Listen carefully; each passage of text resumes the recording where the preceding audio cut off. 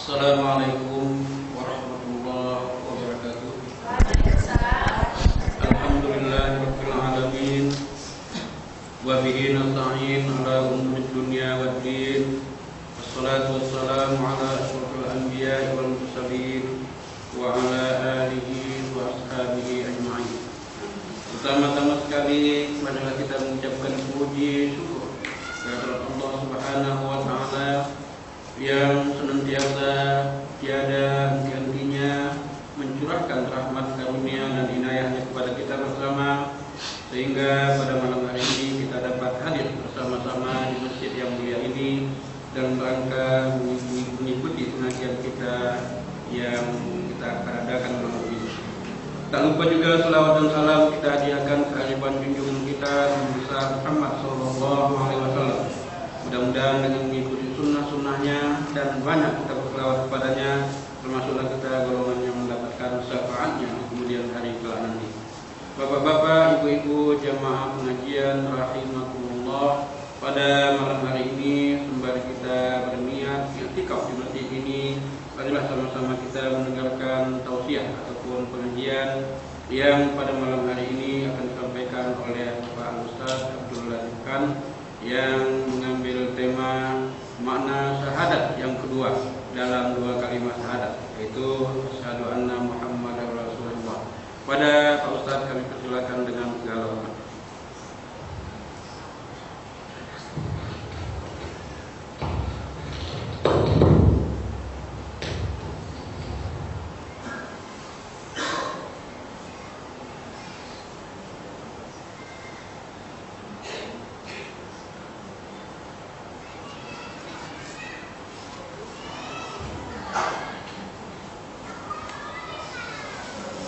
Bismillahirrahmanirrahim. Assalamualaikum warahmatullahi wabarakatuh. Alhamdulillahirabbil alamin. Wassalatu wassalamu ala asyrafil anbiya'i wal mursalin wa ala alihi wa sahbihi ajma'in. Qala Allah fil Qur'an, Bismillahirrahmanirrahim.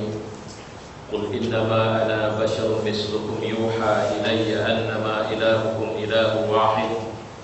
فمن كان يرجو لقاء ربه فليعمل عملا صالحا ولا يشرك بعبادة ربه أحدا.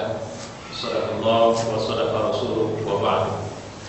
Jemaah yang mulia, alhamdulillah kita bersyukur kepada Allah. Semoga Allah membantu kita untuk menguatkan keyakinan kita kepadanya dan menegarkan kita atas semua cobaan dalam keimanan kita kepadanya, dan memberikan kemudahan kita untuk terus-menerus bisa memberi manfaat bagi umat, khususnya dalam gerakan dakwah, menjayakan umat, memberikan kontribusi positif bagi bangsa dan negara, dan menjadikan semua perjalanan hidup kita dalam ridha Allah sampai akhirnya Allah memasukkan kita ke dalam surganya. Jemaah yang mulia, pada kesempatan malam ini saya ingin mengajak kita untuk mentadaburi atau mempelajari satu komitmen. Sebenarnya ini komitmen kita yang paling urgen setelah kita menjadi muslim, dan inilah yang menyebabkan kita melakukan apa saja yang kita nisbahkan dalam Islam. Sholat, puasa, zakat dan sebagainya itu dimulai dari komitmen ini. Ya, komitmen yang pertama adalah syahadat la ilaha illallah. Saya perlu ingatkan bahwa bersyahadat ini, saya selalu mengatakan, itu bukan mengucap. Jadi kalau seorang bersyahadat itu adalah kesaksian. Kalau saya bersaksi itu artinya saya tahu betul itu, sehingga saya siap jadi saksi. Tahu betul apa? Allah Tuhan, tidak ada yang lain selain Allah. Nah, saya tahu betul, sehingga ketika ada orang yang mengatakan bahwa bisa ada Tuhan, bisalah kita dalam 24 jam sekitar 1 jam nggak pakai Allah, nggak bisa. Yang maksud syahadat itu lagi. Saya tidak hanya sekedar meyakini ketuhanan Allah, tapi saya sekaligus menjadi saksi Allah di hadapan makhluk bahwa dialah Tuhan itu. Dan saksi ini tidak hanya diam. Saksi ini tidak diminta atau tidak, dia akan terus atau menunjukkan komitmen, ya, diminta atau tidak. Saksi ini akan ketika melihat ada penyimpangan dari tauhid, maka dia akan ingatkan itu. Nanti kalau kita buka Quran surat Al-Baqarah pada juz yang kedua itu ada kalimat begini. Wa kadzalika ja'alnakum ummatan wasata. Dan demikianlah kami jadikan kalian sebagai umat pertengahan. Litakunu syuhada'a 'alan nas. Supaya kalian bisa menjadi saksi. Karena nanti di hadapan Allah kita dipanggil, umat Islam ini dipanggil. Cemana ini? Orang-orang Kristen ini cemana ini? Apa betul memang ada Nabi bahwa Isa mengajarkan bahwa Tuhan itu ada 3? Nah, nanti di mahsyar itu akan dibangkitkan dan kita akan ditanya. Litakunu syuhada'a 'alan nas, supaya kita jadi saksi bagi manusia. Apa memang aku benarkan kekufuran? Apa aku biarkan kalian cinta dunia? Coba ceritakan sama aku. Apa yang menjadi agenda? Apa yang menjadi sebab? Apa yang menjadi bukti? Apa yang menjadi modal kesaksian kita? Al-Quran. Maka itu yang saya ceritakan kemarin di pekan kemarin, bahwa nggak bisa dipisah itu umat Islam dengan Al-Quran. Karena core, inti, kekuatan umat ini adalah Al-Quran. Nah, saya mengingatkan, berapa hari terakhir saya mengingatkan, jangan jadikan belajar agama itu part-time, waktu sisa. Serius. Sebagaimana kita sedang ingin masuk, nah ini kebetulan perusahaan di PT P4 sedang menerima staff, pegawai baru. Untuk diterima, ada yang habis-habisan belajar untuk ujiannya, macam-macam. Nah, kenapa kita tidak sungguh-sungguh untuk kemudian mempelajari agama kita ini? Karena agama ini, dengan kita faham agama inilah kita bisa menjadi saksi yang baik. Bukan saksi yang goblok, bukan saksi yang tidak mengerti, bukan saksi yang diakal-akali, bukan saksi yang bisa dibeli. Jadi apa tugas kita? Litakunu syuhada'a 'alan nas wa yakuna rasul 'alaikum syahida. Sementara ar-rasul, ma makna rasul di sini? Muhammad sallallahu alaihi wasallam. 'Alaikum syahida, dan dia akan menjadi saksi sama kalian.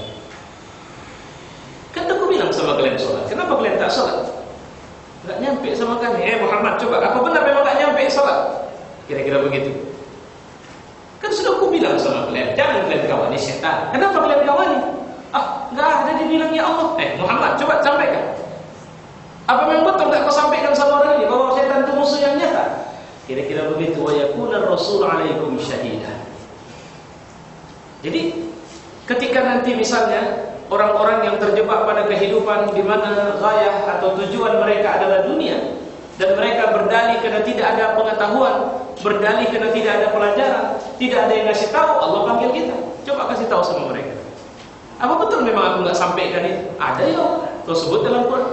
Lalu bilang sama mereka, sudah, tapi mereka tidak peduli karena mereka menganggap itu kan agama, kitab suci agama, bukan kitab suci kami. Padahal kita harus bisa dan mengetahui dalam Quran sendiri, Allah mengatakan Al-Quran itu adalah hudan linnas. Dia petunjuk sama manusia. Kenapa kalian pikir itu? Quran itu tidak turun untuk orang Islam saja. Quran itu turun untuk jadi petunjuk bagi manusia. Petunjuk apa? Menjalankan peran sebagai khalifah Allah. Dan kalau jadi khalifah Allah, kalau mau membuat bumi ini makmur, pakai Quran. Pesan-pesan moral yang sudah cukup luar biasa. Terus kalau mau punya akhlak mulia, pakai Quran. Terus kalau mau masuk surga, pakai Quran. Tinggal mau dijadikan petunjuk apa ini Quran. Masya Allah, di sini pula lemah kita sekarang. Maka habis-habisan kita dikali-kalikan orang pun kita nggak ngerti sekarang. Ya, ada orang berbusana muslimah, jangan mengawali beramal soleh itu tidak dari dasar keimanan. Kalau tidak dari dasar keimanan, maka dia, misal dia masuk berbusana dari mode, maka habis-habisan dia hanya akan mementingkan mode. Ada manfaat baiknya ada, tapi tidak akan memberikan getaran. Karena kalau seorang berpakaian dan itu ruhnya, karena sebab dia tunduk kepada Allah, maka dia akan lebih memikirkan harga dirinya di hadapan Allah. Jadi bukan mode. Yang penting kan saya nutup aurat. Bukan begitu bahasanya lagi. Dia setelah dia berpakaian, dia akan mempertanyakan kepada Allah, sudah cocok nggak ya Allah? Pas nggak ya? Senang nggak kalau aku pakai baju begini? Itu hanya bisa kita ketahui dengan membongkar dalilnya. Jadi ketika orang mengatakan berjilbab itu pertanda fanatik, pertanda terbelakang, pertanda itu urusan orang banyak, dia tidak peduli. Itu harga diri kita. Tidak kita mulai kecuali dari ketundukan kepada Allah. Baik, supaya jangan melebar ke sana kemari, kita masuk cerita syahadat yang kedua. Apa sebenarnya maknanya? Yang pertama, bersyahadat wa asyhadu anna Muhammadur Rasulullah, itu maknanya adalah tasdik lima akhbar. Kita membenarkan semua yang dibilangnya. Kalau sudah dia yang bilang, aku percaya. Itu kata Abu Bakar. Ya Abu Bakar, kau tak dengar itu dia sedang heboh tuh, Ka'bah tuh tengok dengar. Kawanmu sedang cerita dia baru berangkat itu katanya dia terbang dari Makkah ke Palestina setengah malam, udah balik dia. Mana otaknya? Apa kata Abu Bakar? Kau dengar langsung? Iya, aku dengar langsung, itu masih ramai sana. Betul dia bilang? Betul. Nah kalau memang betul dia bilang, lebih nggak masuk akal dari itu pun aku percaya. Kalau begitu kau lebih gila dari dia. Kira-kira begitulah. Artinya apa? Tasdik. Tasdik itu artinya membenarkan. Kenapa aku benarkan? Jadi membenarkan ini bukan mulut yang membenarkan, tapi hati. Dia sudah sampai pada maqam meyakini. Kalau bicara meyakini, itu babnya nanti tinggal ainul yakin, nurul yakin, haqqul yakin. Jadi bab maqam yakin yang paling tinggi itu haqqul yakin. Kalau sudah haqqul yakin, enggak ada lagi keraguan.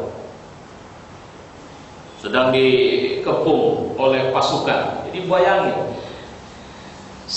lebih 1.500 anak laki-laki muslim di Madinah itu pergi ke front terdepan. Perang Khandaq. Ngapain? Menggali parit sepanjang 10 meter. Masing-masing grup, jadi dibuat grup oleh Nabi. Masing-masing grup jatahnya 10 meter, lebar 5 meter paling sedikit.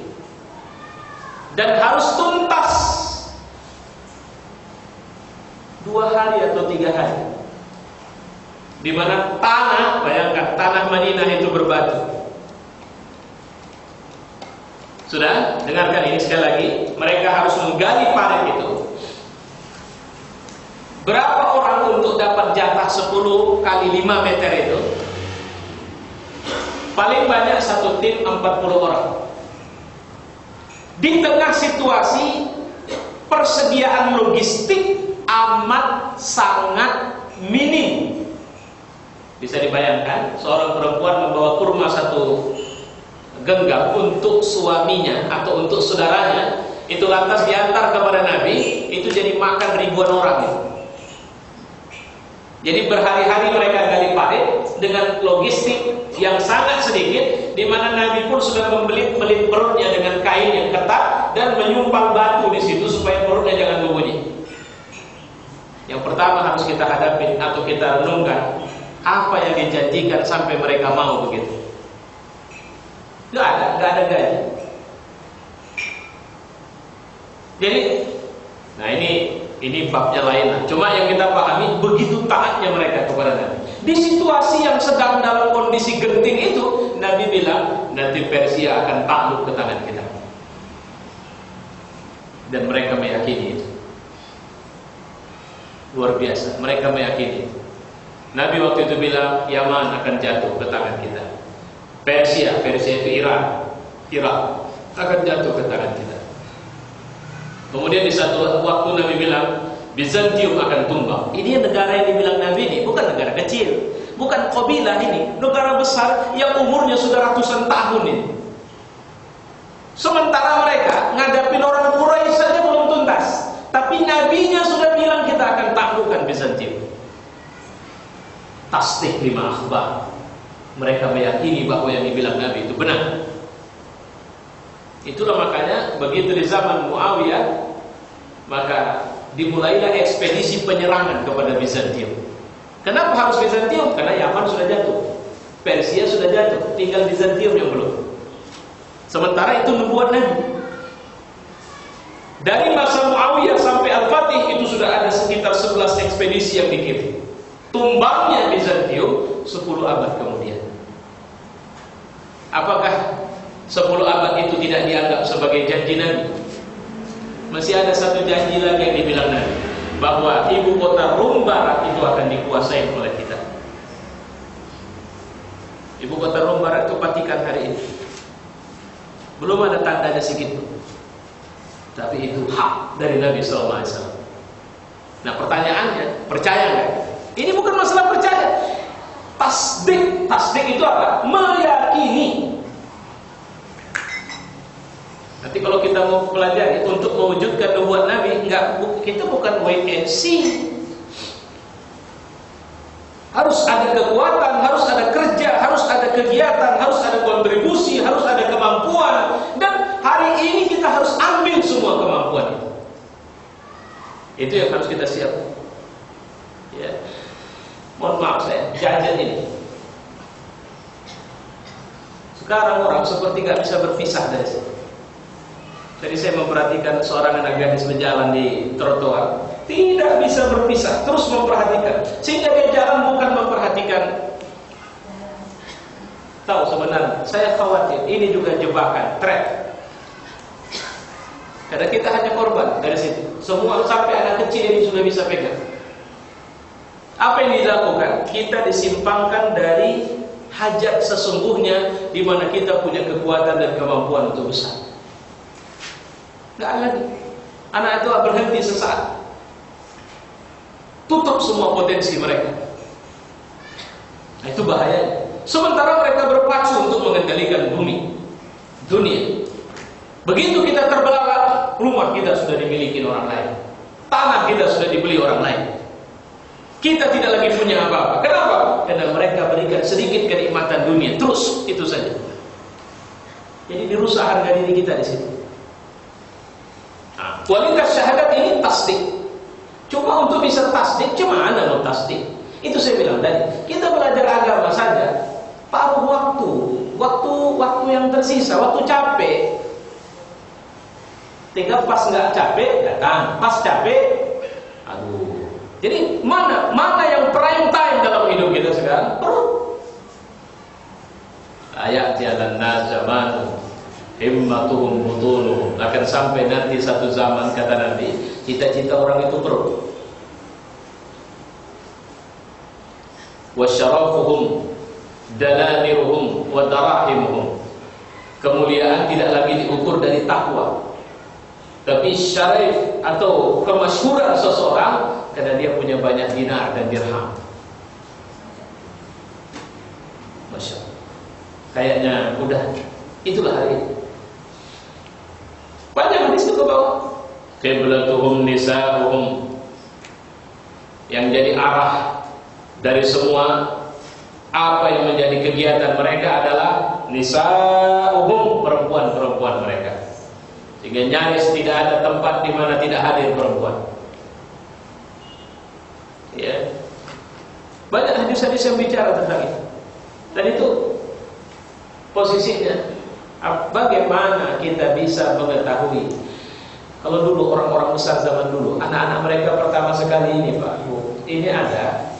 Kalau sekarang kita masih zaman kita lagi, kalau ngaji malam itu belajar minimal sampai wadduha, sudah naik Quran. Kalau saya naik Qurannya setelah sampai baca wadduha. Sudah lancar saya baca wadduha, saya pindah Quran. Mulai dari surat Al-Baqarah. Untuk naik Quran, nah adalah kurung kuning itu. Terus apa lagi?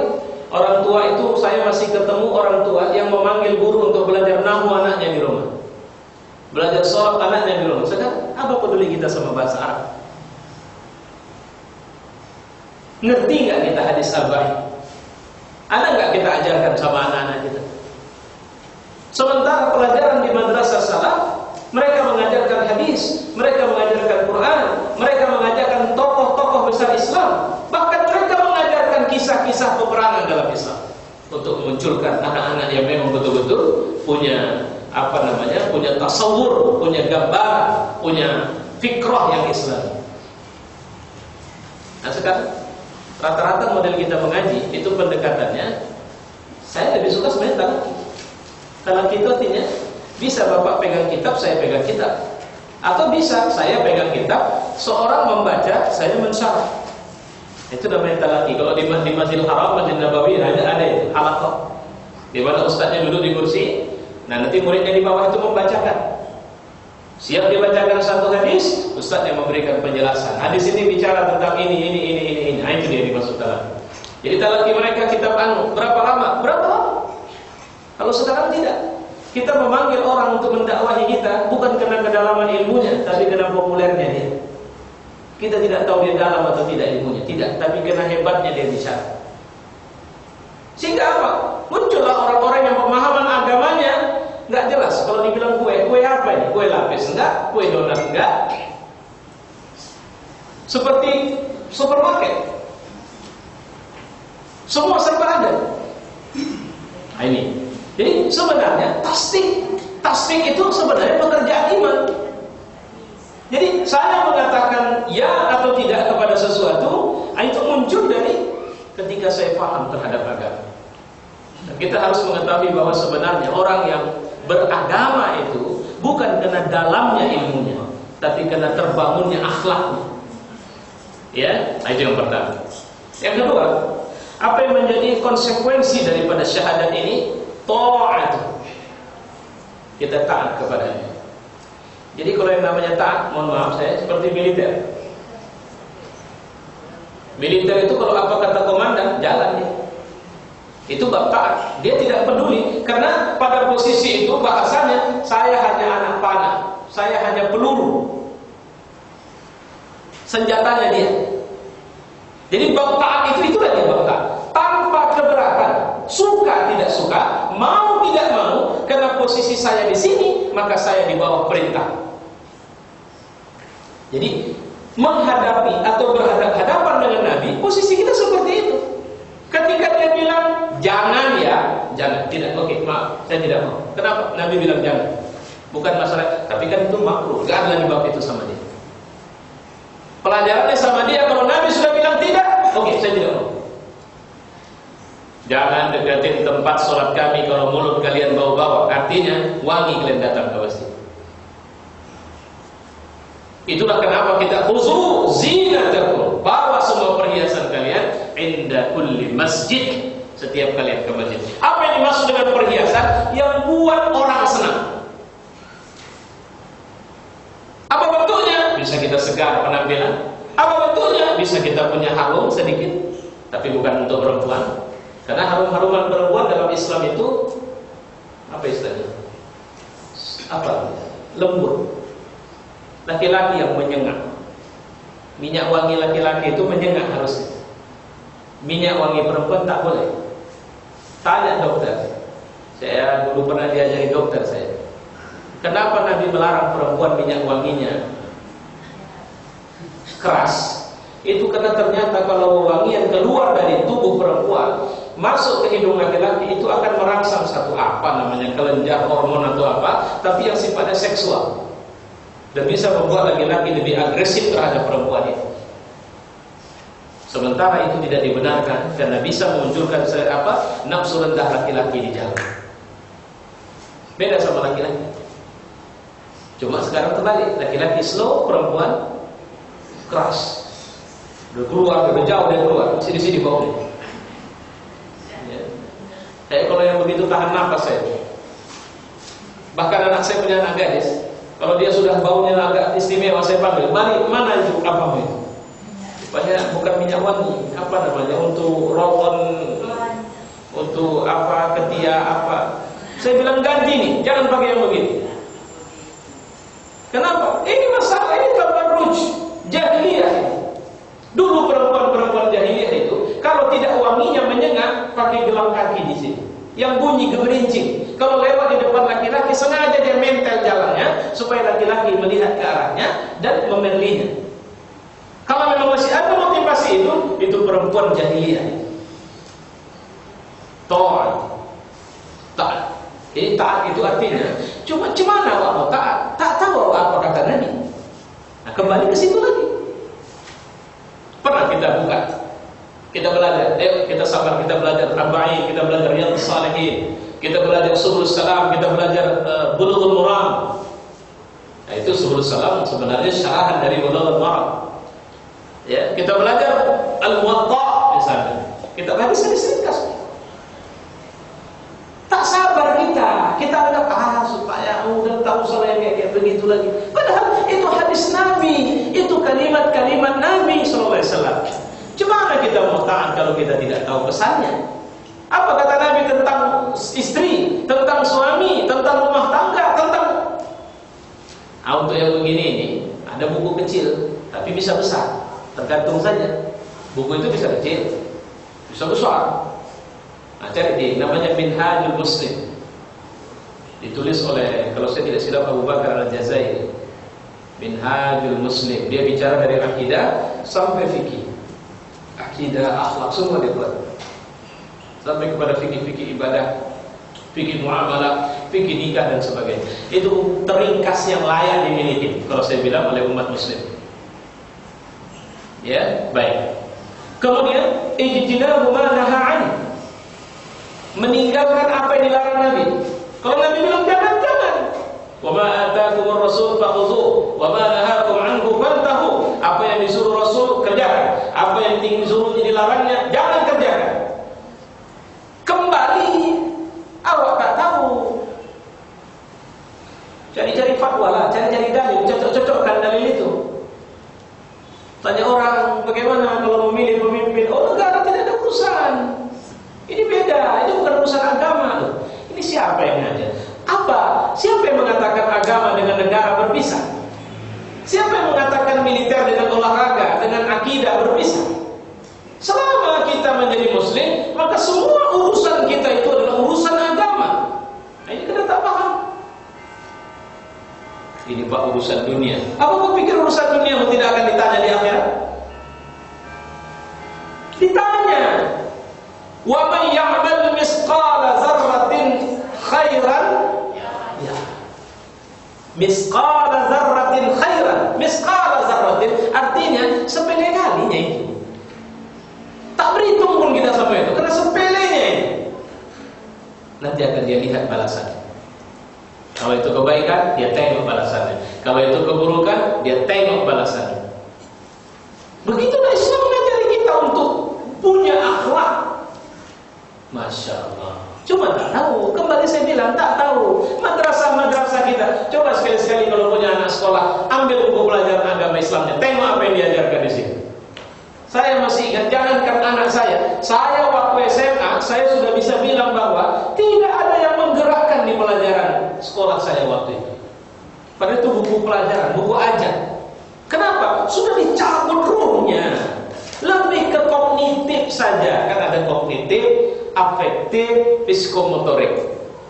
Jadi pelajaran di sekolah itu kalau ini saya, mohon maaf saya, ini analisa saya terhadap buku pelajaran saya waktu saya masih sekolah di SMA dulu. Itulah yang saya bilang sama kawan-kawan saya. Pelajaran kita ini tidak menggerakkan.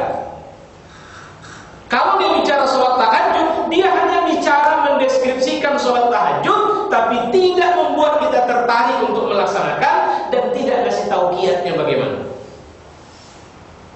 Itulah pelajaran sekolah sekarang.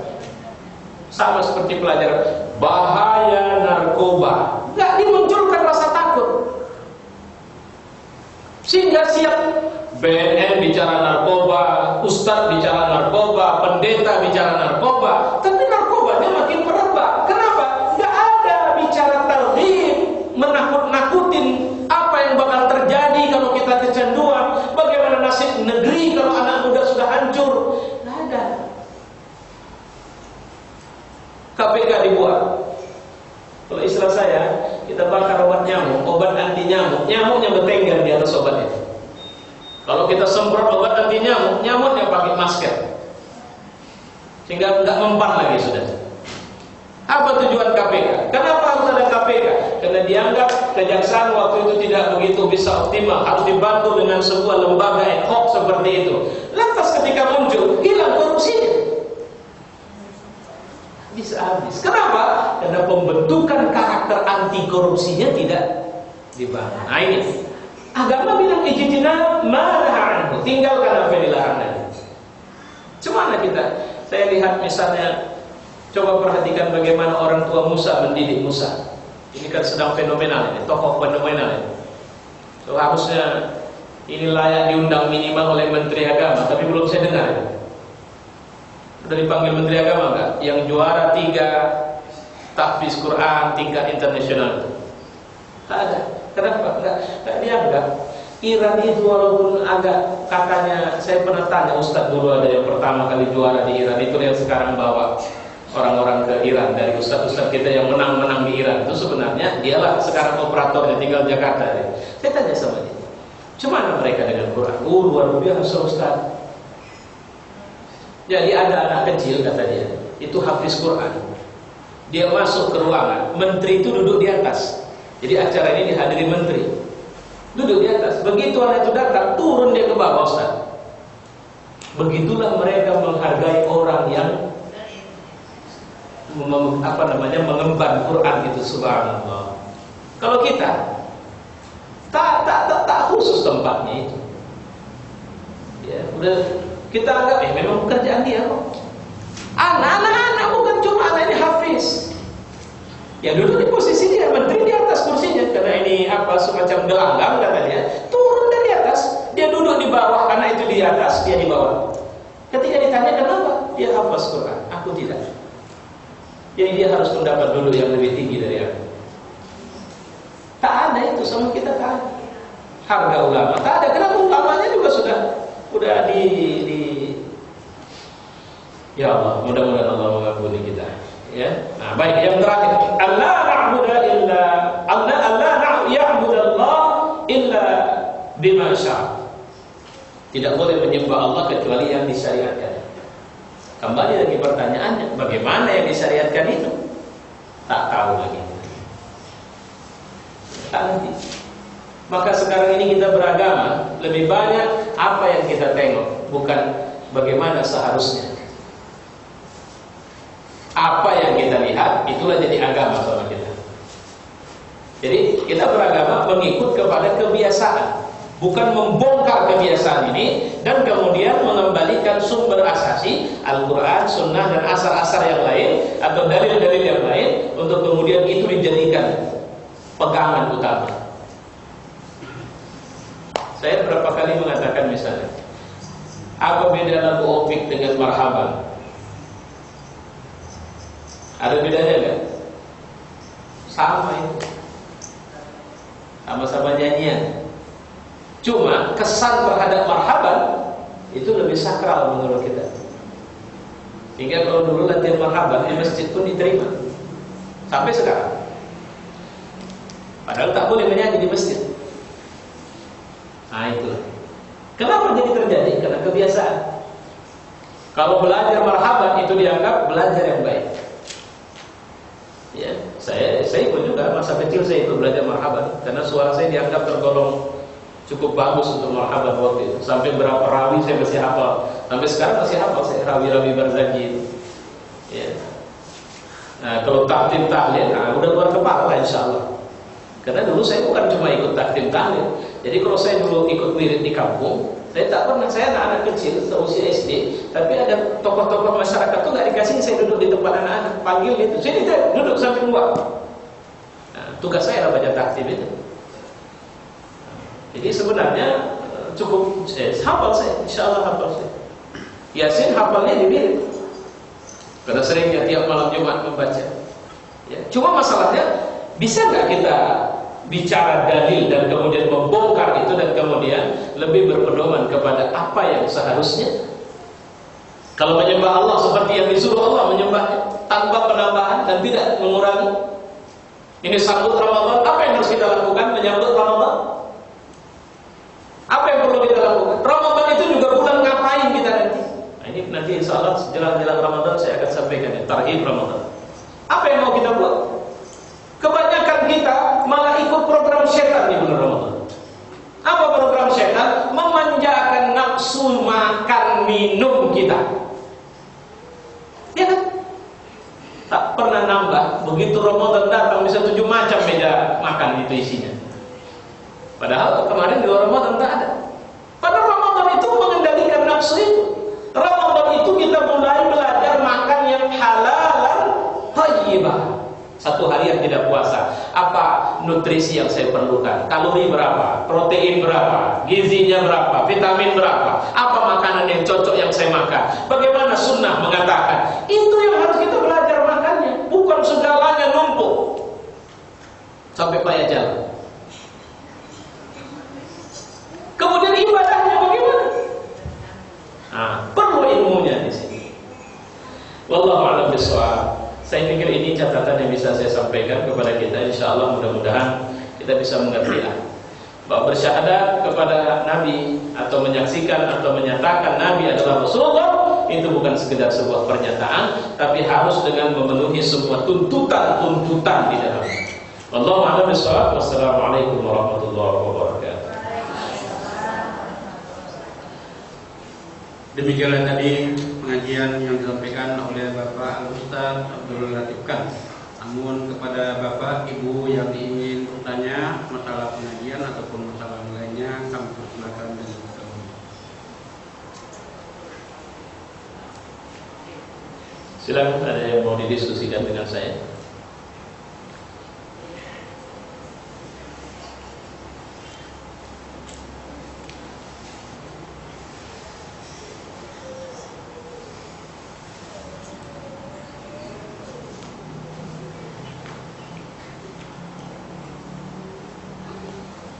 Cukup? Oh ya, silakan Bu. Waalaikumsalam.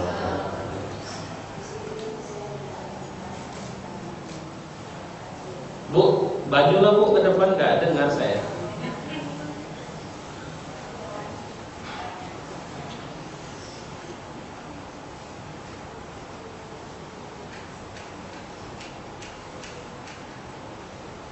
Assalamualaikum warahmatullahi wabarakatuh. Waalaikumsalam.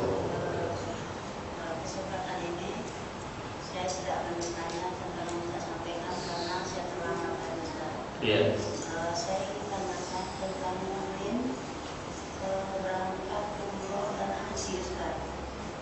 Itu kan ada dalam hadis dilarang wanita pergi dan kemudian harusnya ya.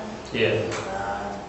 Di negara kita kalau usianya 45 tahun ke atas itu boleh nggak pakai muhrim katanya. Apakah dengan peraturan ini hadis yang disebutkan tadi itu menjadi masuk Ustaz? Itu saja Ustaz. Assalamualaikum warahmatullahi wabarakatuh. Waalaikumsalam. Saya malah balik bertanya, kenapa ribut muhrim kalau sudah mau berangkat haji? Di sini berjalan ke sana kemari tak ribut muhrim. Apa urusan berangkat haji saja yang harus pakai muhrim? Sementara berjalan pergi pesta, berjalan pergi ke Carrefour, berjalan pergi nggak pakai itu, nggak perlu cerita muhrim.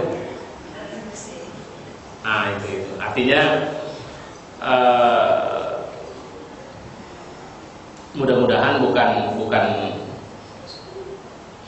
bukan catatan buruk untuk kita ya. Tapi maksud saya tadi, ketika kita bicara dengan pendekatan cerita muhrim, ya, sekarang kenapa harus ada laki-laki yang mendampingi wanita keluar?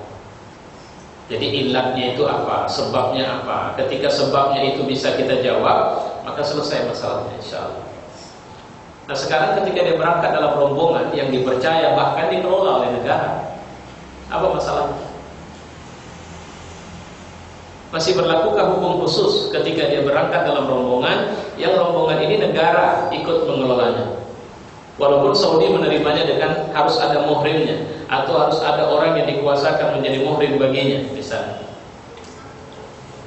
Nah, saya pikir ini memang memunculkan perdebatan sehingga sebenarnya tidak ada persoalan seorang perempuan kalau saya ditanya kesimpulannya untuk berangkat pergi umroh, tapi bukan berjalan sendirian bersama rombongan itu tadi. Karena jamaah itu sudah menjadi bab wali bagi dia, perlindungan untuknya. Walaupun ada saya menemukan satu kasus di mana perempuan dimuhrimkan kepada seseorang, rupanya salah administrasinya sehingga akhirnya dia dicekal pulang. Sudah sampai di Jeddah, terbangkan balik ke Indonesia. Wah, kalau itu kejadian yang cukup menarik, ya. Nah, jadi persoalannya sekarang adalah ya semua ketentuan administrasinya silakan ikuti. Tapi ketika tinjauannya kepada syariah, maka sebenarnya ketika seorang perempuan berjalan seorang diri, itu yang menjadi catatan. Hati-hati dengan itu. Ya, artinya misalnya dia pergi dari Medan ke Jakarta sendirian. Nah, ini persoalannya memunculkan khilaf. Ada yang mengatakan tetap tidak dibenarkan. Ada yang mengatakan jika kondisi aman tidak ada masalah. Arti kondisi aman ini aman bagi kehormatannya sebagai seorang perempuan. Wallahu a'lam bishawab. Saya pikir itu. Iya. Tadi Mas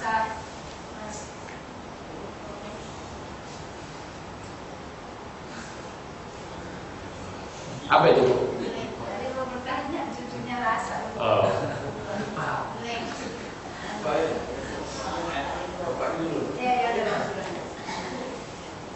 Sedikit Ustaz, Iya. lain ataupun sharing tentang masalah murid tadi. Saya pernah membawa jamaah 455 orang sebagai fotografer.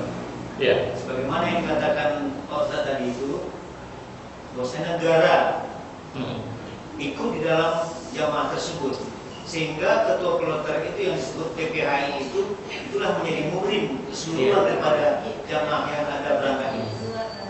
Itulah jaminan daripada negara. Iya. Hanya kalau seandainya kita berangkat umrah ini dan peraturan-peraturan seperti biasanya itu umur 45 tahun di sana ditanya siapa mahramnya. Nah, Sebenarnya istilah betul. Saya sebentar meluruskan, bukan muhrim tapi mahram. mahram. Ya, jadi bukan muhrim. Muhrim itu orang yang pakai baju ihram. Jadi pernah juga saya Ustaz membawa satu jamaah wanita orang biji untuk umroh. Iya. Karena kami kelompok banyak, tapi untuk menjamin salah seorang ini saya. Sampai sana selesai karena ada mahramnya saya kan selesai. Iya. Karena semua perempuan banyak. Iya. Aman juga. Tapi kata ada kata Ustaz ada kasus, nah itu kan salah administrasi. Salah administrasi. Ulang balik. Iya, betul. Kasusnya salah administrasi. Jadi ternyata si mahram ini tidak pada posisi dicatatkan. Iya. Sementara sudah dilisankan.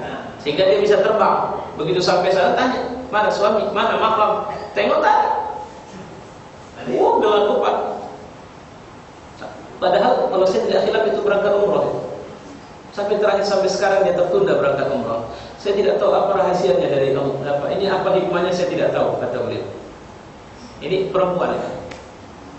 Jadi sebaiknya gimana Pak Ustaz? Dari sebelum kita berangkat udah ditulis. Sebenarnya harus begitu. Udah jelas gitu mahram. Itu kan kepentingan administrasi lebih tepatnya. Bukan kalau secara tinjauan syar'inya saya lihat mahram ini itu melekat. Dia mahram ini dari darahnya. Ya, orang yang haram dinikahi olehnya, itu yang mendampingi dia, memiliki kekuatan dan sebagainya. Nah, pertanyaannya sekarang, ketika negara yang mendampingi dia, butuhkah mahram di situ? Otomatis kan negara sudah memberikan perwalian. Cuma yang namanya Saudi, ini kan kaku dia menerjemahkan. Mahram harus laki-laki. Ya. Bagaimana kalau rombongan perempuan berjalan? Itu tadi saya bilang, mari kita bicarakan bukan cuma untuk berangkat haji, lebih luas dari sekedar itu. Ya, mau pergi travel kita Malaysia, Thailand, Singapura, perempuan semua, itu berbahaya nggak? Bisa jadi fitnah nggak?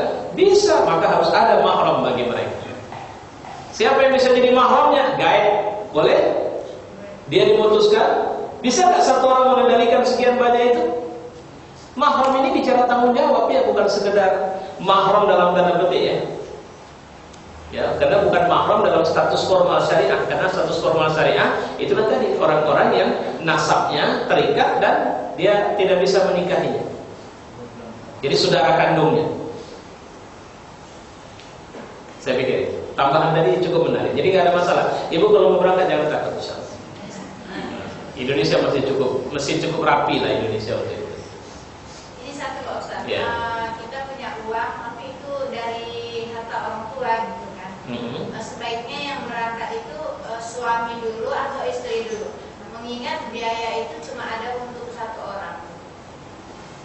Sekarang duit siapa? Dari keluarga perempuan gitu. Yang punya duit perempuan.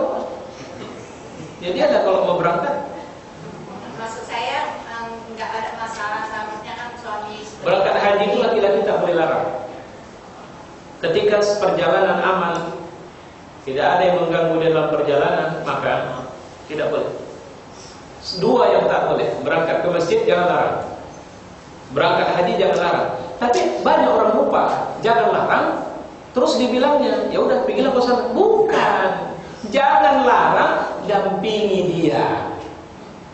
Begitulah seharusnya. Ke masjid jangan larang. Doakan hilang sendalmu nanti di sana, berdosa suaminya mendoakan. Ya. Nah itu yang harus dipahami. Jadi karena dia jadi wali, suami jadi wali bagi istrinya, maka dia harus mendampingi istrinya. Saya misalnya, istri saya ingin kali sudah berangkat haji, ayolah kita menabung bank. Saya bilang, saya masih berkeyakinan insya Allah satu hari kalau kita berangkat tanpa bicara berapa tahun lagi, insya Allah ada keyakinan saya kita berangkat dengan cara yang mudah, diizinkan oleh Allah Subhanahu Wa Taala. Tapi bersabar. Atau bagaimana kalau aku berangkat sendiri? Bukan aku tak mau, aku tak sanggup membiarkan cemburuku tinggi kali. Jadi sabarlah dan ayolah kita berdoa, mari kita mencari cara, insya Allah mudah-mudahan kita bisa berangkat sama. Ya, memang kewajiban pribadi. Tapi itu tadi, kenapa kenal saya cuma ada cara orang di sana kalau sudah apalagi haji 40 hari sekarang. 42 hari mungkin. Sudah kayak Pakistan. Kalau dulu 38 hari. Dulu 38 hari. Satu lagi Pak Ustadz, warisan. Ada harta nenek. Harta nenek itu kan dibagi 4 anaknya. Tapi karena dia ada cucu, si cucu ini dimasukkan menjadi harta itu menjadi 5 bagian. Iya. Sekarang si cucu ini kan ada orang tuanya. Orang tuanya itu kan tadi udah dapat bahagian juga. Bagaimana keadaan si cucu ini tadi dengan harta orang tuanya itu? Apa dia masih orang tuanya masih hidup? Udah enggak lagi. Kakeknya? Udah semua enggak. Cuma si cucu yang ada? Iya. Dia dapat bagian. Dengan adik-adiknya. Adik-adik siapa? Adik-adik si cucu tadi kan punya adik-adik. Iyalah, artinya harta ini yang mewarisi cuma ada cucu. Iya. Iya, ada bagian sama dia. Mengingat dia tadi kan dapat bagian daripada tanah si nenek tadi. Dia udah dapat bagian, berarti dia sama dengan orang tuanya. Itu yang saya pertanyakan, di harta orang tuanya ini si cucu yang dapat bagian tadi apa masih dapat? Iya, namanya dia kan mewarisi dari orang tuanya. Dari nenek malah nggak dapat dia harusnya. Kalau ayahnya masih hidup. Oke, tapi karena dia anak kesayangan. Nggak ada bab syariah itu. Kalau itu nggak bisa. Kalau anak kesayangan bolehlah, nggak apa-apa. Nggak begitu. Anak angkat pun tak dapat. Kalau bicara syariah kita. Nah, dia hanya melalui proses hibah di waktu hidup atau mewasiatkan, tapi tidak boleh lebih dari 1/3 harta. Ya. Ya. Nah, ya itu makanya saya kadang kalau menjawab masalah faraid, sebenarnya kalau apa nanti Bapak bisa yang punya Android itu lebih mudah, ada ta'asil namanya. Itu tinggal masukkan siapa yang hidup, siapa yang ini. Cuma sekarang orang tidak mau jalankan faraid. Sistem bagi rata, udah bagi rata. Ribet, baru cerita faraid. Ngapain cerita faraid? Kalian udah bagi-bagi. Ya. Nah, itu apa nih? Baik, ada lagi? Oke, kita tutup doa ya. Alhamdulillahirabbil alamin wassalatu wassalamu ala asyrofil anbiya'i wal mursalin wa ala alihi wa sahbihi ajma'in. Allahumma ij'al hadha jam'ana fi hadzal majlis jam'an marhumah wa tafarraqna min ba'dihi tafarruqan ma'sumah. Rabbana atina fid dunya hasanah wa fil akhirati hasanah wa qina adzaban nar. Wa sallallahu wasallam ala Muhammad wa ala alihi wa sahbihi ajma'in. Walhamdulillahirabbil alamin. Demikianlah tadi pengajian yang disampaikan oleh Bapak Ustaz Abdul yang dilanjutkan dengan tanya jawab. Mudah-mudahan apa yang disampaikan tersebut dapatlah menjadi ilmu pengetahuan dan meningkatkan keimanan dan ketakwaan kita kepada Allah Subhanahu wa taala. Pada Pak Ustadz kami ucapkan terima kasih. Pengajian kita tutup dengan mengucapkan alhamdulillahirabbil alamin. Assalamualaikum warahmatullahi wabarakatuh.